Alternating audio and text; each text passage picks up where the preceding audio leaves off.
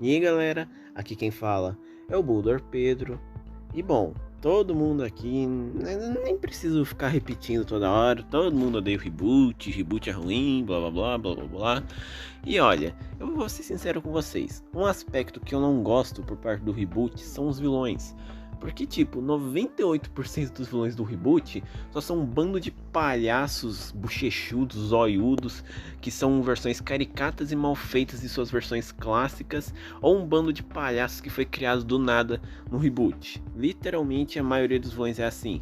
Tem poucas exceções, que seria o Vilgax, o Alto Sobrecarga. O Kevin não conta muito porque ele tá mais pra um anti-herói do que pra um vilão, verdadeiramente. Mas no todo, os vilões do reboot são ruins, todos eles são inferiores às suas versões clássicas, e por causa disso o reboot não se destaca nada no quesito vilões. Porém, não significa que todos os vilões do reboot são realmente ruins. Existe uma exceção que pra mim é o vilão que pra mim é totalmente bom e melhor do que sua versão original. E seu único defeito é literalmente fazer parte do reboot. Nesse caso, eu estou falando do Cavaleiro Eterno. Então, hoje eu vou falar por que eu considero o Cavaleiro Eterno do reboot o melhor vilão feito no reboot. E também porque ele é melhor do que sua contraparte clássica. Então, dito tudo isso, bora começar com o vídeo.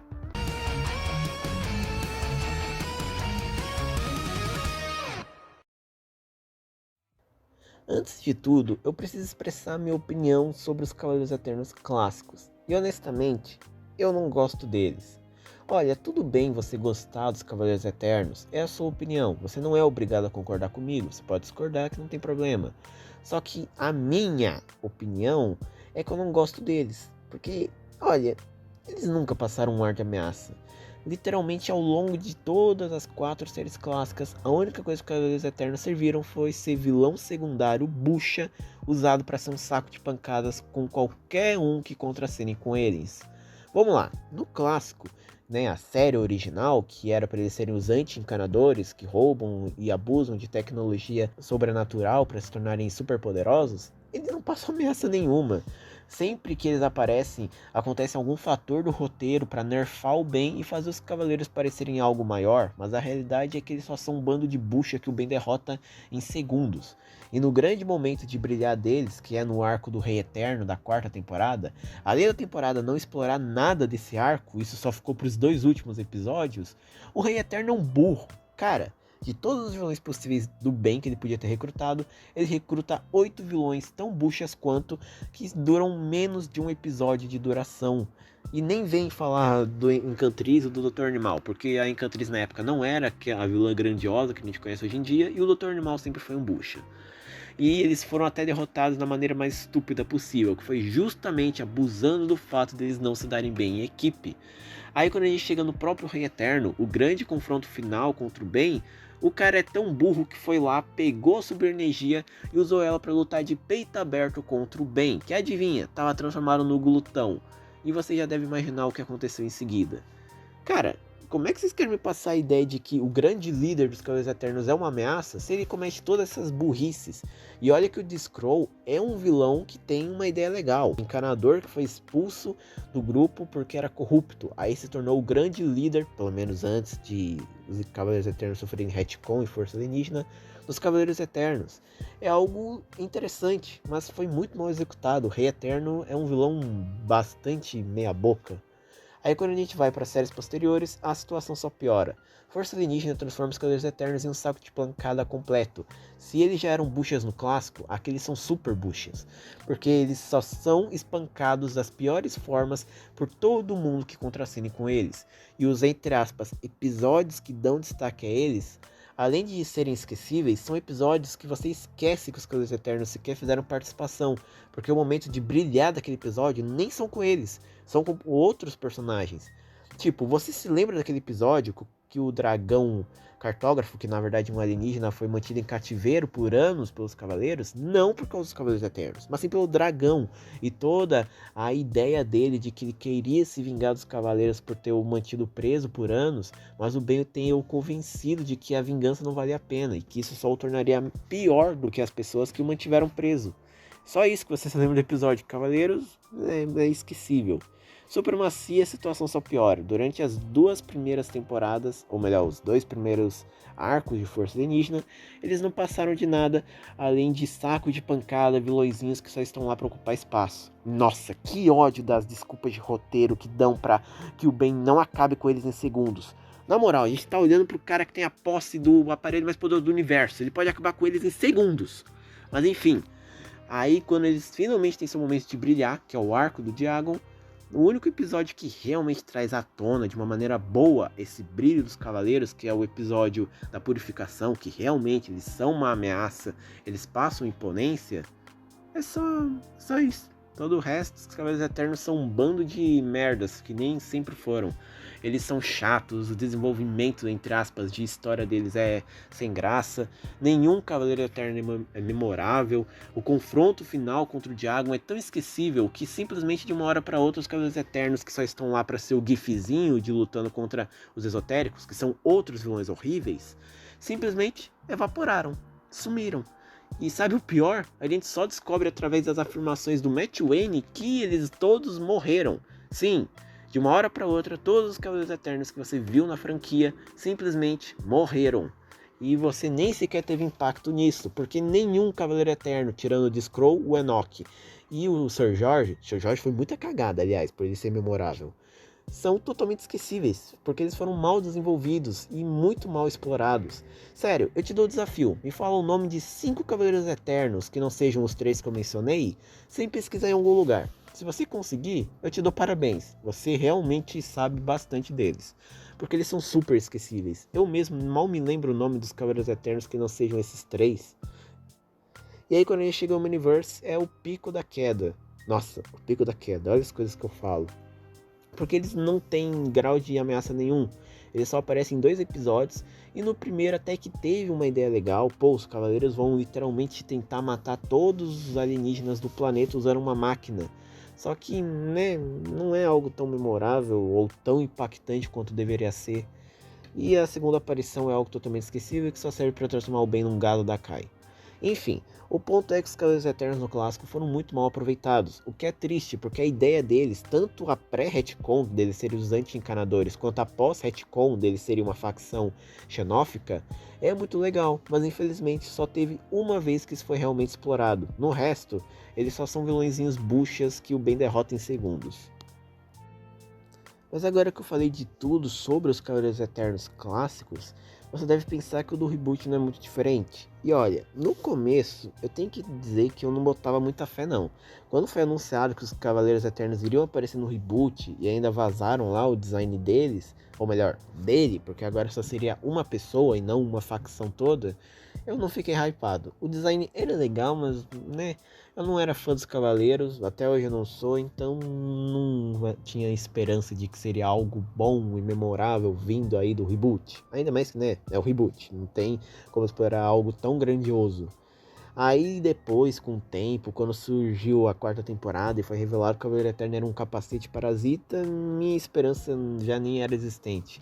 Sinceramente, o Cavaleiro Eterno do reboot não me botava fé, então eu nem sequer tinha esperança. Mas recentemente, que eu decidi reassistir todas as séries, incluindo o próprio reboot, a minha visão mudou totalmente. Porque acontece que o Cavaleiro Eterno, apesar desse conceito esquisito, poxa, um capacete parasita com uma única pessoa, ele é muito bom. E é agora que eu vou falar sim sobre o próprio Cavaleiro Eterno do reboot. Bem, antes de tudo eu preciso falar o conceito base do Cavaleiro Eterno do reboot. Basicamente, ele é um capacete parasita, que de acordo com as afirmações da Kelly Thumber, foi criado há centenas de anos atrás. A gente não sabe quem criou esse capacete ou como, a gente só sabe que o Cavaleiro Eterno é um capacete que tem sua própria consciência, que se auto-intitula Cavaleiro Eterno.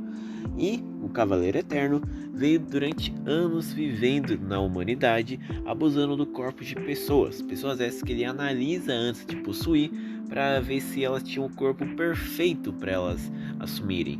Ou seja, ele não vê tipo, vou pegar aquela pessoa e dane-se. Não, ele faz uma análise num todo para definir se aquela pessoa é digna de estar em sua posse. E guardem isso, que isso vai ser importante para o personagem depois. Só que acontece que com o decorrer desses centenas de anos vivendo na humanidade, o Cavaleiro Eterno percebeu uma coisa. Acontece que a humanidade, ela passa por uma constante evolução, desde a sua criação. Só que acontece que essa constante evolução também torna a humanidade cada vez mais dependente dos seus próprios avanços. E é isso que leva o Cavaleiro Eterno a perceber que para controlar a humanidade, a maneira mais fácil é simplesmente abusar da própria evolução dela. Essa dependência é um meio fácil de controlar a humanidade. Basicamente, quem tem mais tecnologia, avanços e principalmente riqueza é quem tem controle mais fácil das pessoas. O que comemos é até real, né? Elon Musk que o diga. E de novo, guardem isso que vai ser importante para o personagem. Então, com isso, o Cavaleiro Eterno decide criar a sua própria empresa. Com o decorrer dos anos, ele foi abusando do corpo das pessoas que ele escolhia a dedo para criar diversas empresas de fachada para desenvolver uma enorme riqueza. E aí, atualmente ele tem a riqueza chamada Galahad SA. Só que acontece que tinha um probleminha nesses avanços todos do Cavaleiro Eterno. Ele podia estar rico e ter vários avanços em sua tecnologia, mas a humanidade não ia se tornar tão dependente dele ou de suas tecnologias por causa dos alienígenas. Acontece que, como revelado na terceira temporada do reboot, há um tempinho atrás, basicamente quando o Vomax e o Phil ainda eram jovens, os alienígenas tiveram seu primeiro contato com os humanos. E isso ocasionou não só no Phil e no Vomax virando encanadores, mas também com a humanidade tendo mais contato com os alienígenas, onde várias tecnologias deles começaram a vir para o planeta.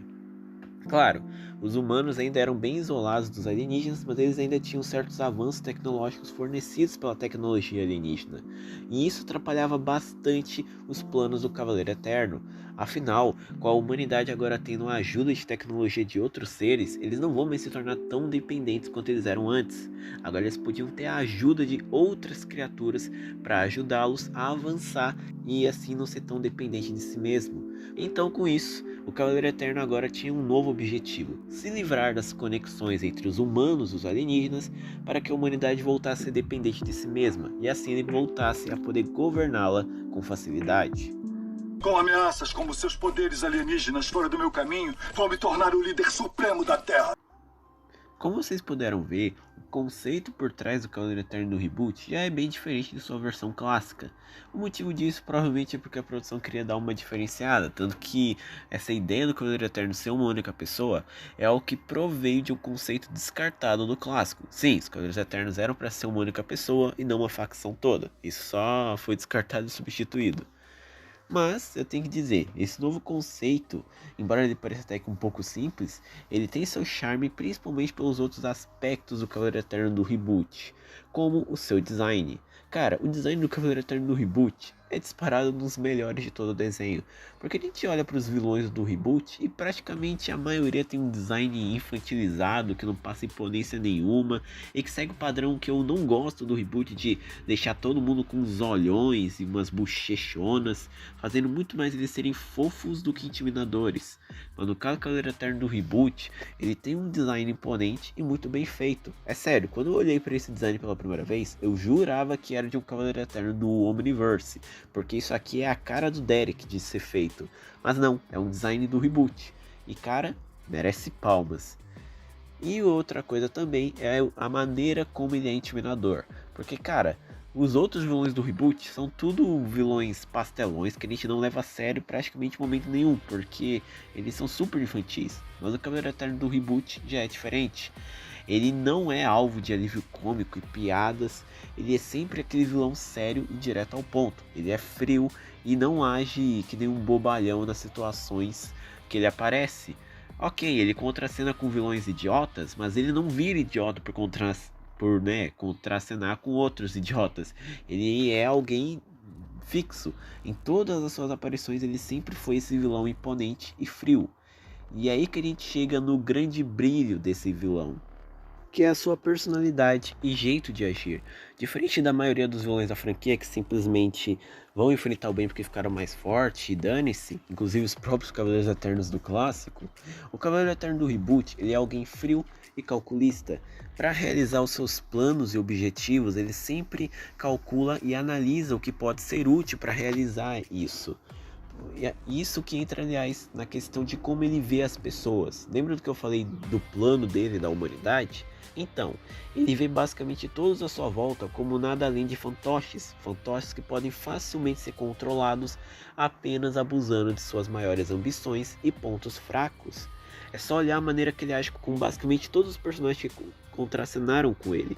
Por exemplo, o Zomboso, o Sr. Vapor e aqueles vilões da primeira temporada do reboot, todos eles foram colocados em um teste pelo Cavaleiro para que ele descobrisse se eles são dignos ou não, porque o Cavaleiro sempre faz isso, ele testa para saber a utilidade das pessoas que podem estar ao seu lado, né? Saber se aquele fantoche é útil. E quando todos eles provaram serem inúteis, porque eles perderam facilmente para o bem, ele nem pensou duas vezes em simplesmente descartá-los como se fosse nada. Tanto que os próprios finalistas, entre aspas, para o seu grande plano, que é o Simon, Encantriz, o Vinhetanol, o Billy e o Kevin, todos eles eram úteis para o seu plano e também sempre foram colocados à tona em algum teste do Cavaleiro e estavam lá também porque ele abusou de alguma ambição ou ponto fraco deles. Por exemplo, o Simon, que é um garotinho irritado por ser um moleque de 6 anos impaciente, o Cavaleiro abusou disso para colocá-lo numa situação que botaria à tona o seu lado poderoso, que foi fazer um engarrafamento no lugar onde o trailer da família dele estava passando, o que deixou o Simon irritado. Aí ele foi lá e causou um catástrofe no engarrafamento. O Billy, ele abusou do lado mimado do moleque, porque ele é um riquinho que tem tudo, é um moleque mimado. Então ele foi lá e, abusando da sua enorme riqueza, conseguiu comprar literalmente um parque VIP da Adrenalândia apenas pro Billy, e ainda deu também pro Ben para atrair ele e assim realizar esse teste com o garoto. Com o Vinhetanol, acontece que ele fez toda uma corrida que participou o Ben, o Lagrange e o próprio Vin para testar o potencial de corrida deles. O plano original era saber que se o Lagrange era útil, tanto que o próprio Cavaleiro deu a ele um dispositivo que conseguia literalmente travar o Omnitrix e fazer com que o Ben não conseguisse mais se transformar no XRL8. Mas já que o Lagrange perdeu e o Vin foi quem ganhou, no fim o finalista foi o próprio Vin. E o próprio Cavaleiro também abusou da ambição do Vin em querer fazer parte de uma família, porque é a paródia do Vin Diesel, para tê-lo ao seu lado, falando que se ele tivesse, ele iria formar uma família junto com ele. Como assim, família? Na Encantriz, ele simplesmente teve que abusar da rivalidade dela com a Gwen, porque a Encantriz do reboot é obcecada em destruir a Gwen e tudo que ela gosta. E por fim, os dois principais pilares dessa temporada num todo, o Kevin e o Ben. Esses dois são os mais importantes porque eles são praticamente os que mais chamaram a atenção para o Cavaleiro. Além deles também serem úteis para o seu plano, eles eram literalmente duas crianças que tinham posse de aparelhos super poderosos que os transformavam em alienígenas. E isso chamava muita atenção do Cavaleiro. E é aí que entra todo o ponto ao redor desses personagens. A relação do Kevin e do Cavaleiro é a mais trabalhada na série. A gente vê através dos dois como que o Cavaleiro e o Kevin agem um com o outro. Eu já trouxe um vídeo inteiro falando do personagem do Kevin do reboot. Recomendo que vocês assistam aquele vídeo para entender melhor o personagem do Kevin do reboot. Mas falando a parte importante aqui do vídeo, o Kevin do reboot, ele sente inveja do Ben, porque ele tem tudo o que ele queria ter, uma família presente que sempre o apoia e amigos, além até de alguns alienígenas a mais que ele não tem. Enquanto que o Kevin é todo solitário, sua família é negligente, ele não tem amigo nenhum. E os seus alienígenas são apenas os 10 da primeira temporada e um novo exclusivo que é o Mordida. E o Cavaleiro sabe disso e quis abusar da rivalidade do Kevin com o Ben para tê-lo ao seu lado. Afinal, essa era a principal ambição do garoto. E o Kevin de começo recusou porque ele acreditava que ele conseguia lidar assim com o Ben sem a ajuda de ninguém. Só que depois de perder uma segunda vez para o Ben, o Kevin não pensou duas vezes e acabou aceitando a proposta do Cavaleiro porque ele conseguiu convencer o Kevin de que ele só perdeu porque não aceitou sua ajuda. Que surpresa! Outra derrota por sua falta de controle. Eu falei que eu consigo sozinho.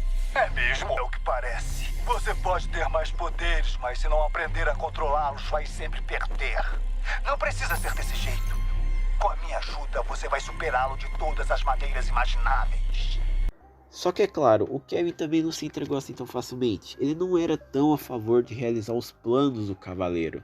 Então ele sempre tinha que incentivar o Kevin com algumas ameaças. A primeira vez, que foi no episódio de Frank em Briga, o Cavaleiro abusou do fato que o Kevin tinha uma certa paixão pela Gwen. É claro que no fim do dia tudo deu errado e o Kevin acabou desistindo de continuar trabalhando com o Cavaleiro. Mas não demorou muito para o Cavaleiro de novo ir atrás do Kevin. Óbvio que ele não iria desistir tão cedo de um garoto que tinha um aparelho tão poderoso no pulso. E é aí que ele abusou de outra coisa, que é justamente a sua relação familiar. Como eu acabei de falar, a família do Kevin é negligente e o Kevin sente um desprezo por isso, uma solidão, por isso da sua inveja com o Ben. E o Cavaleiro abusou disso, criando na mente do Kevin uma ideia de uma falsa figura paterna, dizendo a ele com todas as letras que ele era a única família que o Kevin tinha, e sem ele, ele não era nada. Que curtindo com a minha família. Família? Que engraçado, você não tem ninguém. Sem mim você está sozinho. E é visível que isso realmente funcionou com o Kevin. Ele é muito leal ao Cavaleiro, sendo o mais leal dentre todos os aliados do vilão. E ele também realmente se via como o guerreiro mais poderoso e útil do Cavaleiro. Essa ideia da figura paterna que o Cavaleiro propôs ao Kevin fez efeito pra caramba no garoto. Tanto que no episódio O Ben Talation, quando o Ben tava fugindo da arena que o Cavaleiro tinha botado ele e sua família à força, ele havia dado a proposta pro Kevin para escapar junto com ele, porque o Ben tava percebendo naquela época que o Kevin não era mal. Só que o Kevin ele recusou porque ele queria ficar com o Cavaleiro. E isso deixa mais clara ainda essa questão da figura paterna falsa que o Cavaleiro representa. Só que no fim do dia, mesmo que o Kevin se sinta útil, se veja como o guerreiro mais poderoso do Cavaleiro e tal, o Cavaleiro no fim só estava usando ele. Como o próprio afirma diretamente na série, o Kevin não passa de nada além de um fantoche inútil, uma cópia barata do Tennyson. O único motivo por trás dele querer o Kevin ao seu lado. Ainda se pergunta por que eu não escolhi você? É porque você é uma cópia fajuta e barata do Tennyson. Como você fez isso comigo? Eu era o seu melhor guerreiro. Você era só um fantoche inútil. E aqui entramos no protagonista, que é o Ben. O Cavaleiro vem observando as ações do Ben desde muito antes da série. Basicamente, se duvidar, pouco tempo depois que o Ben encontrou o Omnitrix. E com isso, ele foi observando as ações heróicas do Ben, os alienígenas que ele teve, as ações que ele fez com o Omnitrix, enfrentando seus inimigos ao longo do desenho, até finalmente decidir pôr a mão na massa no começo da terceira temporada do reboot. E acontece que por ter vigiado o Ben por tanto tempo, o Cavaleiro sabe dos pontos fortes e fracos do Ben, e o quão imprevisível e poderoso ele pode ser graças ao Omnitrix. Por isso que ele sempre pensa duas vezes e manipula o garoto de diferentes formas. Ele já enviou o Kevin diversas vezes em uma missão para ir atrás do Ben, justamente porque eles são rivais e isso poderia ocasionar em mais testes para o garoto. E aí que com toda essa observação que o Cavaleiro teve com o Ben, incluindo a do episódio No Toque, que ele viu de perto o poder destrutivo do Ben, que ele percebeu que o grande ponto fraco do Ben é a sua família. Inclusive, esse episódio mesmo, Não Encoste, é um episódio que representa muito bem essa questão do calculismo do Cavaleiro Eterno. Ele foi até um museu que o Ben, a Gwen e o Kevin estavam visitando no Japão e roubou uma espada. Só que no episódio é deixado claro que ele não precisa daquela espada, ele tem tudo quanto é equipamento eficiente da sua armadura. Equipamento esse inclusive que é até resistente contra os ataques dos aliens do Ben.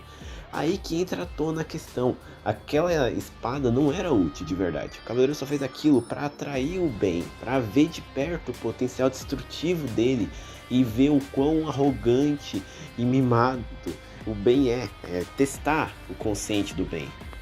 Você ainda não tem o poder para me derrotar e nunca terá. Com isso, você é uma criança muito egocêntrica, usando poderes emprestados de uma tecnologia que você não sabe nem controlar. Mas sem sua tecnologia, o que você seria? Um fraco, inútil, para! Um menininho medroso se escondendo da própria mediocridade patética.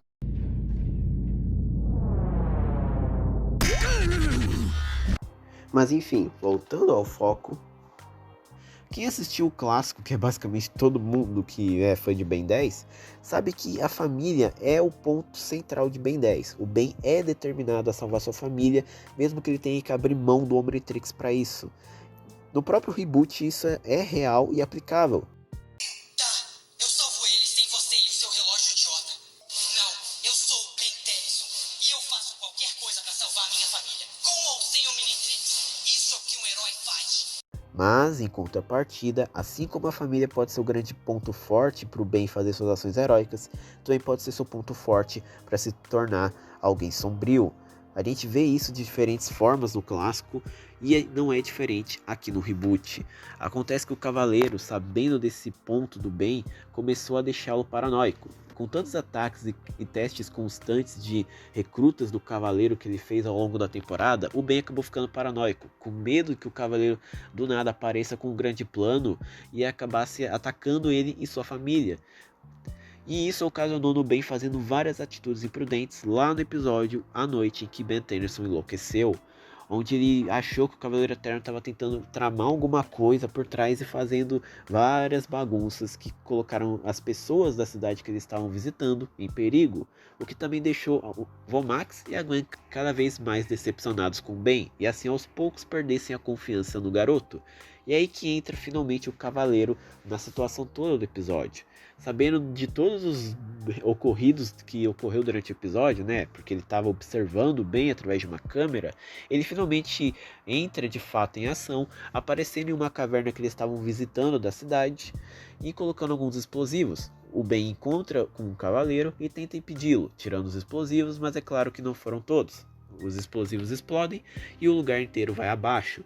O Ben até consegue salvar as pessoas que estavam em perigo, mas o estrago estava feito. Ele tenta se explicar com o Vomax e a Gwen, falando que foi o Cavaleiro, só que de tantas bagunças que o Ben fez, afirmando que estava tentando salvá-los do Cavaleiro Eterno, que no fim não tinha Cavaleiro coisa nenhuma, eles acabaram ficando decepcionados e perderam sua confiança com o Ben, com o Vomax até mesmo tendo deixado o Ben de castigo. Ou seja, o que o Cavaleiro fez o Ben enlouquecer, tomar diversas atitudes imprudentes, para quando ele finalmente fez alguma coisa ruim, os seus parentes não confiavam mais nele. As pessoas com quem o Ben estava tão determinado em salvar a vida, lutando contra pessoas perigosas, estavam falando com todas as letras para ele que não confiavam mais nele. E esse foi o gatilho para que o Ben se aliasse com o Cavaleiro no grande final da temporada, Caminho Tortuoso Parte 1 e 2. E aí então, nesse final, o Cavaleiro finalmente vai pôr em prática o seu plano. Junto de seus aliados, ele pretendia viajar no tempo. A ideia do Cavaleiro era simples: voltar no passado e impedir todos os pontos da história em que a humanidade e os alienígenas estiveram em contato. E com isso, a humanidade não conseguiria ter tantos avanços com a tecnologia alienígena e assim tudo ficaria fácil para ele. Basicamente, para executar esse plano, ele precisava da velocidade do XR8 e do Veloz para ativar o portal, o conhecimento do Vinhetanol para monitorar a velocidade do Ben e do Kevin, a magia da Encantriz para energizar o portal do tempo, a tecnologia de drones de segurança do Billy para impedir que alguém tente impedir seus planos, e o Simon, né, para ativar o portal. Esse Simon está praticamente aqui de enfeite. Mas em resumo, com tudo junto, o Cavaleiro finalmente iria criar uma fenda temporal que faria com que ele conseguisse viajar no tempo. Tá vendo? Ele usou essas pessoas para ter ao seu lado como algo útil para o seu plano. Ele não só recrutou porque sim, ele recrutou porque todos eles eram úteis para alguma coisa para realizar o seu grande plano. E agora, com o portal criado, usando sua pulseira temporal que ele criou junto da Encantriz, ele viajaria para diferentes pontos da história ao lado do Ben. E o motivo dele ir ao lado do Ben, porque com a tecnologia do Omnitrix de detectar sinais alienígenas, o Cavaleiro saberia com exatidão onde e quando os alienígenas tentaram se comunicar com a Terra, e assim ele conseguiria facilmente impedir seus planos. Tá vendo? Para realizar tudo isso, ele não só vou pegar essas pessoas aleatórias e dane-se. Não, ele analisou tudo de ponto a ponto para finalmente chegar no grande finale e ter tudo executado. Só que o que ele não contava é que o Ben não queria perder o Omnitrix, então ele se virou contra ele. Ok, gente, eu concordo, é paia a maneira que o Ben se volta contra o Cavaleiro, mas né, fazer o que, né, segue o roteiro. Pelo menos isso foi uma maneira porca, mas existente, de mostrar que as ambições do cavaleiro não batem com as do bem, independente da situação, mostrando que no fim as pessoas pro cavaleiro são fantoches, mas elas não são totalmente controláveis, elas podem e vão pensar diferente do que ele. Então, prosseguindo, o cavaleiro luta contra o bem que estava tentando impedi-lo, mas isso ainda não impede ele de impedir todas as vezes que os alienígenas entraram em contato com os humanos, até finalmente chegar no grande ponto que foi quando o Vomax e o Phil eram jovens. Acontece que o cavaleiro tomou vantagem contra o bem porque na luta o cavaleiro não só foi de peito aberto que nem um certo carinha, não, ele foi abusando de pontos fracos dos alienígenas. Isso inclusive é um aspecto muito legal do cavaleiro. Quando ele luta, tirando aquela luta do não toque que ele propositalmente perdeu para ver o potencial destrutivo do bem, ele sempre usa e abusa dos pontos fracos dos alienígenas. Tanto que a própria armadura dele tem tecnologia e é até feita de metal, que é isolante e é útil contra, por exemplo, o choque rochoso. Tanto que o próprio bem perdeu com o choque rochoso. Então sim, o cavaleiro lutando é muito legal. Mas no fim das contas ele não conseguiu impedir o Max e o Phil de entrar em contato com aqueles alienígenas porque a Gwen e o Kevin apareceram, já que lá no presente a Gwen convenceu o Kevin a ajudá-lo e todos os outros vilões foram derrotados, ou voltaram ao lado do bem. Aí então o Kevin e a Gwen começam a lutar contra o Cavaleiro, em especial ao Kevin que queria acertar contas com ele porque ele havia o descartado e tratado como se fosse nada, sendo que ele era o seu melhor guerreiro. E aí finalmente a gente chega no final, onde quando todos estavam prestes a sair do túnel temporal, o Cavaleiro exige que o Kevin seja útil para alguma coisa e impeça eles. Aí que o Kevin decide se sacrificar ficando preso no túnel temporal com o Cavaleiro. E a última aparição do Cavaleiro após isso foi na quarta temporada, onde basicamente, como mostrado no final de Caminho Tortuoso parte 2, o capacete dele ficou do lado de fora. E a gente sabe, o capacete é um parasita. Então ele conseguiu seguir o seu caminho e ir até uma conferência de cosplay que o time Tennyson estava visitando no episódio Dia de Cosplay. Aí lá ele tentou procurar um novo corpo, só que ninguém estava se provando ser bom. Isso pelo menos até o Vomax descobrir que o Cavaleiro tinha voltado, aí ele, a Gwen e posteriormente o Ben começarem a ir atrás dele. E eu acho muito interessante que o Cavaleiro ele vai indo de corpo em corpo, enganando o time Tennyson, e principalmente na reta final, quando ele estava enfrentando o Ben, ele abusou do corpo do Vomax, onde ele obrigou o Ben a deixá-lo fugir, senão ele iria matar o Vomax deixando-o jogar de cima do prédio. Era melhor que ele fizesse isso porque estamos falando do Vomax do reboot? Sim, mas enfim, segue o roteiro. É claro que no fim a Gwen apareceu de surpresa e conseguiu tirar o Cavaleiro. Aí o Phil aparece e consegue prender o Cavaleiro e diz que vai levá-lo para o seu laboratório para analisá-lo e fazer alguns testes. Eu acho interessante o fato do Phil estar com o cosplay do Cavaleiro Eterno, porque no episódio é revelado que por causa de um vídeo do Kevin, o Cavaleiro Eterno ficou famoso na internet. Será que isso poderia ser um indicativo de que o Phil vai se tornar o Cavaleiro Eterno, no caso, o novo hospedeiro dele? Porque seria interessante, imagina, o Phil do reboot deixando de ser bonzinho e virando malvado igual ao do clássico, trabalhando ao lado do Cavaleiro como seu novo hospedeiro. Enfim, né, isso é só não é possível numa continuação do reboot, ou talvez não, né? Enfim, esse foi o fim do Cavaleiro Eterno do reboot. É um fim que deixa a ponta solta para um possível retorno. Inclusive teve um episódio planejado para ele retornar que no fim foi descartado. Mas é isso. Como vocês puderam ver num todo, o Cavaleiro Eterno do reboot é basicamente uma pessoa manipuladora e calculista. O Cavaleiro ele não quer roubar o Omnitrix do Ben ou matar ele e sua família. Não, tanto que ele mesmo já colocou o Ben em várias situações que mostram claramente que ele podia lidar com ele sem dificuldade nenhuma. Sério, só dele ter criado um aparelho que faz o Ben não poder se transformar em um alien já deixa isso implícito. Ele criou até uma trava que impede o Ben se transformar em alienígenas. A realidade é que ele só quer usar o Ben para atingir os seus objetivos. Ele não quer matá-lo ou algo parecido. Ele tem um design legal, ele é imponente, não fica fazendo piada ou é alvo de alívio cômico. E sempre que ele contracena com alguém, ele abusa ou testa essa pessoa para saber se ela é útil ou não. Ele é alguém mais arrogante, convencido e que vê os outros apenas como fantoches. Muito interessante e para mim, o melhor vilão do reboot.